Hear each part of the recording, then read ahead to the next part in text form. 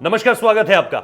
प्रधानमंत्री नरेंद्र मोदी कोरोना को लेकर जब लगातार अलग अलग राज्यों के मुख्यमंत्रियों से बैठक ले रहे थे, उनके साथ एक वर्चुअल मीटिंग कर रहे थे, उस वक्त पे एक जो बड़ी बात सामने निकल कर आई वो केजरीवाल की तरफ से आई, यानी अरविंद केजरीवाल, दिल्ली के मुख्यमंत्री। दिल्ली आप इस वक्त पे जानते हैं दुनिया के कई देशों में कोरोना की सेकेंड वेव हिट कर रही है, लेकिन दिल्ली एक ऐसी जगह जहां पर कोरोना की इसे थर्ड वेव बताया जा रहा है। और जैसे जैसे ये वेव बढ़ रही है, मतलब फर्स्ट से सेकेंड वेव और ज्यादा खतरनाक थी, और सेकेंड वेव से थर्ड वेव जो है वो और ज्यादा खतरनाक होती चली जा रही है।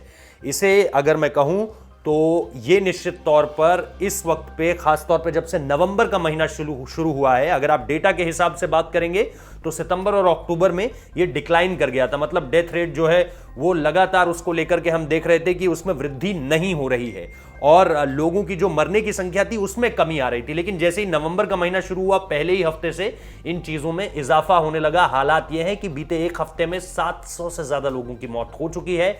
और बीते दिन ही एक रिपोर्ट जो निगम बोध शमशान घाट की तरफ से आई थी वो ये कि वहां पर तकरीबन नवंबर महीने की शुरुआत से पहले 10 से 15 बॉडीज रोज आती थी। अब तकरीबन वो संख्या 30 तक पहुंच गई है और उसमें कोविड की संख्या वाले मरीजों की जो संख्या है वो ज्यादा हो गई है।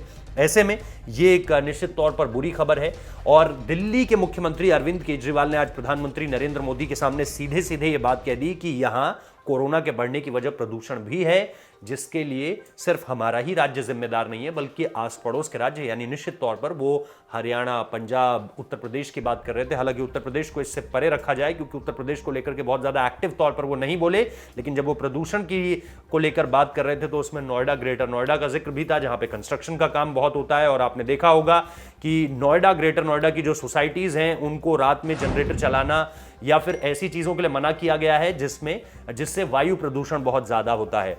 इसके अलावा जो एक चीज सामने निकल कर आई इस पूरी की पूरी बैठक में वो ये कि आने वाले समय के लिए प्लान तैयार करने के लिए कहा गया है। बहुत ही स्ट्रिक्ट निर्देश दिए गए हैं। आपको पता होगा बीते दिन सुप्रीम कोर्ट में भी जवाबदेही मांगी गई है दिल्ली सरकार की तरफ से कि आखिर ये सारी की सारी चीजें हो क्यों रही है। इसके लिए आपको जो है वो पूरा का पूरा एक आंसर सुप्रीम कोर्ट की तरफ देना है। 2 दिन का मौका दिया गया था और ऐसे में ये बैठक बहुत ज्यादा अहम हो जाती है।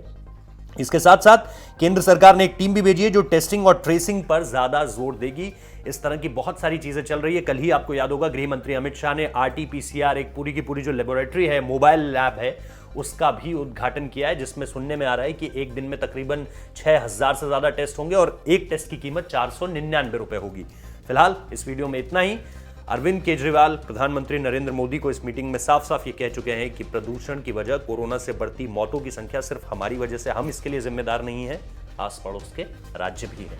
बहुत बहुत शुक्रिया।